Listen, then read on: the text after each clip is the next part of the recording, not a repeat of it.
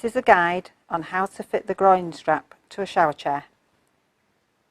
Pass the strap around the metal strut and pass the end of the strap through the buckle. Once the strap is through the buckle, we pass it back through the buckle, which then secures the leg section firmly to the frame. The groin strap comes in two parts, so attach the other part to the frame in exactly the same way.